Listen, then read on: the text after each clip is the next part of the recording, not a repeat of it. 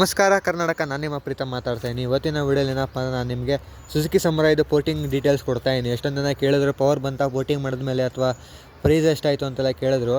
ಇವತ್ತಿನ ವಿಡಿಯೋಲಿ full details ಹೇಳ್ತೀನಿ ನಾನು ನಿಮಗೆ. ಫಸ್ಟ್ ಪ್ರೈಸ್ ಕಡೆ ಬಂದರೆ ಪೋರ್ಟಿಂಗ್ ನನಗಾಗಿದ್ದು ₹1200 ಆಯಿತು ಪೋರ್ಟಿಂಗ್ಗೆ. ಎಕ್ಸಾಸ್ಟ್ ಪೋರ್ಟು ಮತ್ತು ಇಂಟ್ಯಾಕ್ ಒಂದು ಪೋರ್ಟ್ ಮಾಡ್ತಾರೆ.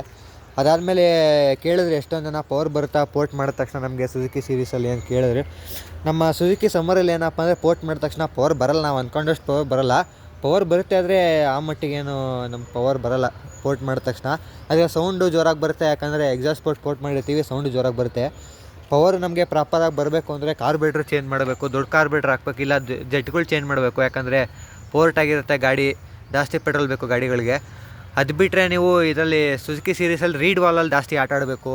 ಮತ್ತು ಇಲ್ಲಿ ನೋಡಿ ರೈಸ್ ಮಾಡಬೇಕು ಬ್ಲಾಕ್ನ. ನೋಡಿ ಇಲ್ಲಿ 4mm ಅಥವಾ 6mm ಪ್ಲೇಟ್ ಹಾಕಿ ಬ್ಲಾಕ್ನ ಸ್ವಲ್ಪ ಹೈಟ್ ಮಾಡಬೇಕು, ಆವಾಗ ಒಳ್ಳೆ ಪವರ್ ಬರುತ್ತೆ ನಮಗೆ.